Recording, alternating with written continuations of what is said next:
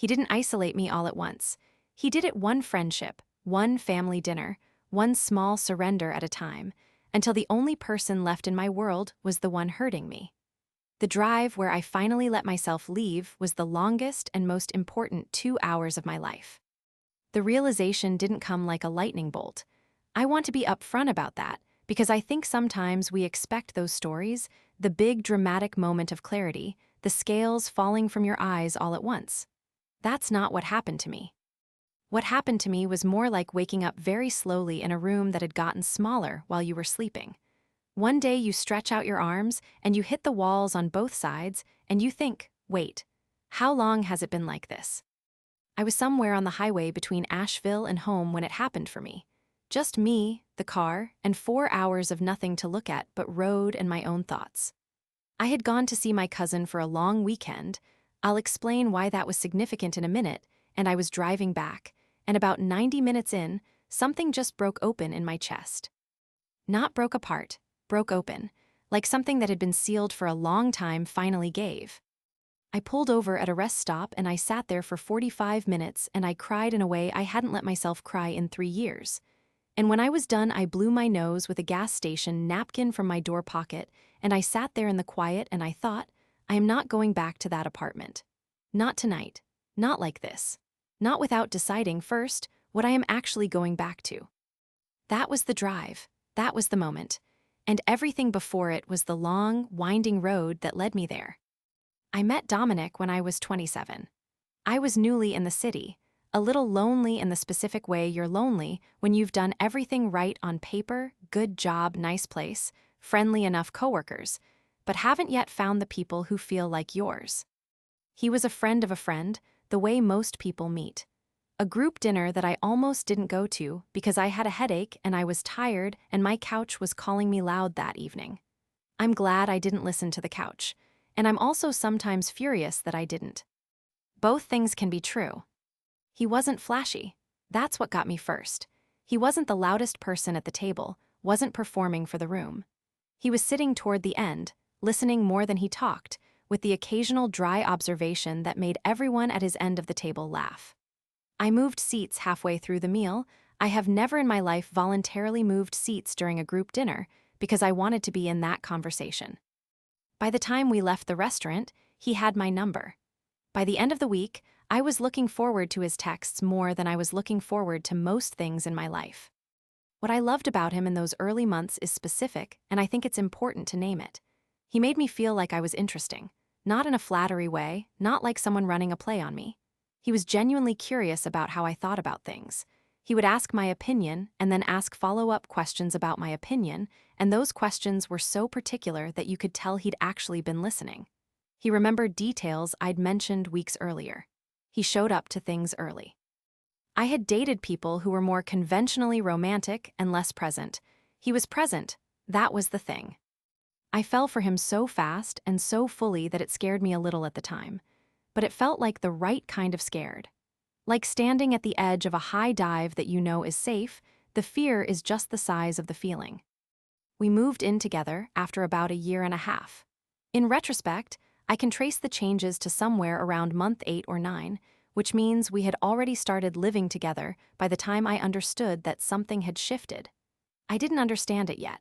I was still in the middle of explaining it to myself. The first thing I noticed, and I'm only calling it first because it was the first thing I can pin down now, looking back, was how he talked about my friends. It was never outright hostile. I want to be clear about that because people sometimes imagine it's obvious. It's not obvious. It comes dressed in things that sound reasonable. My friend Priya, we'd been close since college. She has a big personality and a lot of opinions and an extremely chaotic social life that I've always found more entertaining than exhausting. Dominic called her a lot one night when we were going to bed, not angry, just observational, and said that she seemed like someone who needed a lot of attention. That was all, just that, and I filed it away and didn't think too much about it. The next time I made plans with Priya, I came home in a good mood and he was quieter than usual. When I asked if something was wrong, he said, "Nothing. I just feel like you come back from her different, more wound up." I thought about that for days. Was I wound up after seeing Priya? I started observing myself. I started analyzing my own mood when I got home from seeing her. And the analysis itself was the problem. That's the thing I understand now, because the moment you start monitoring yourself through someone else's lens, you've already started to disappear. It was never one thing. I want to make sure you understand that. It was one degree of separation at a time. Priya was a lot. My college roommate, Kezia, was flaky. She canceled plans, which she did sometimes, and Dominic would say things like, "I don't understand why you keep making plans with someone who doesn't value your time."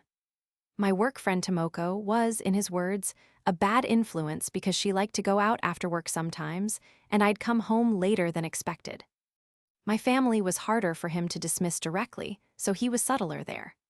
My mother called frequently, and he would occasionally, quietly, refer to her as overwhelming. My brother had a new baby that year, and I wanted to go visit every few weeks, and Dominic came the first couple of times, and then started declining, and then started, gently, asking why I needed to go so often when I'd just been. None of this felt like a campaign. It felt like a man who wanted my attention, who got a little insecure when I gave it elsewhere, who maybe needed some reassurance that I loved him and wasn't going to leave. And here's the thing about me, here's my honest confession, I have always been someone who responds to need. I respond to the feeling that someone needs me. It's not always a flaw. In most areas of my life, it's actually something I value about myself. But it made me very susceptible to someone who was skilled at presenting his control as need. Because I needed to be needed, and he needed me to not have anyone else. A year and a half in, I'm not fully sure of the exact timeline, I had started self-editing before I spoke. Not lies, just omissions. I'd see Priya and not mention it. I'd call my mom from work instead of home. I had started strategically managing the information Dominic had about my life so that I could have a life at all. I didn't frame it that way at the time.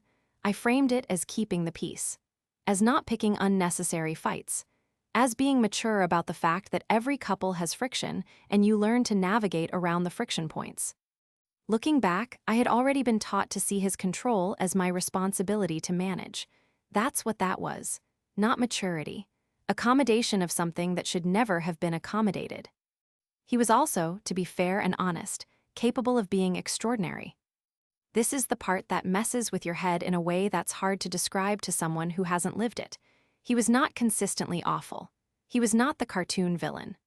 On the days when we were good, when he was the man I had fallen for at that dinner table, he was warm and funny and attentive and genuinely loving.